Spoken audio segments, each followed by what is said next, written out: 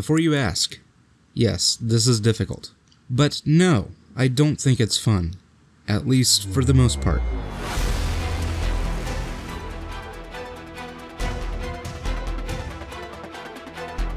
To cut to the chase, this is a 2D pixel art shooter where you die in one hit that claims to be of the Metroidvania style. I can't say whether it lives up to the Metroidvania name, as my experience with those games is quite limited.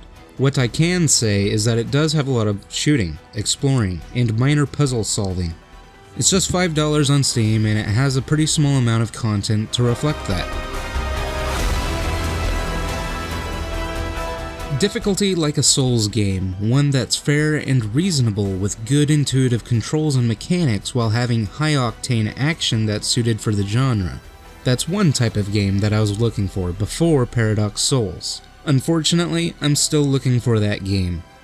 It's not the worst game I've reviewed, mind you. In fact, it's, in my opinion, by far the best of the Keymailer games I've reviewed, although that doesn't really say much.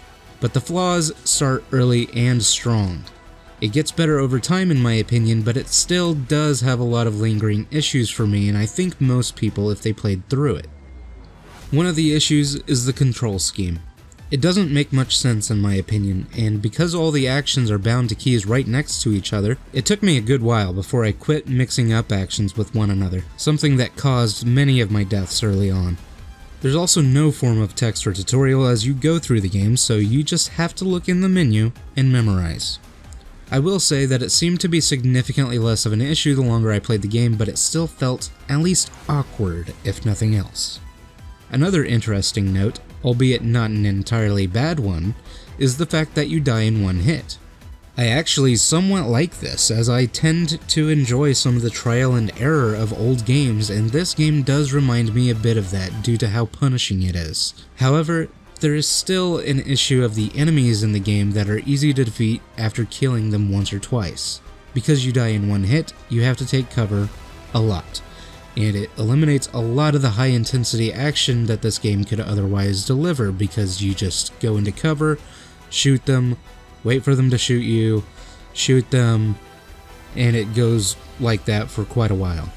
There are also a few minor game mechanics and things that I did or didn't like, but I don't think most of those are really worth mentioning. Instead, I think I'll go over the last important factor for this game, and that is how it handles difficulty. Yes, it is quite difficult at times. Yes, it is pretty much entirely skill-based. However, because of the difficulty curve and unintuitive game mechanics and controls, I personally found it to be far more frustrating than needed, even for the game that it is. I also think that it oftentimes will just put a random enemy in an area just to have something there, but I also found that to be more frustrating than necessary because it slowed down the pace of the game and ended up just feeling like a cheap obstacle while running to wherever I needed to go. Ultimately, I don't think the game's terrible.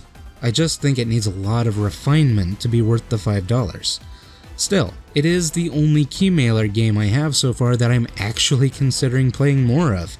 And it's so short that you'll likely be able to get a refund if you don't like it, so if you're interested, it's not exactly what I would call a risky buy. With that in mind, have fun.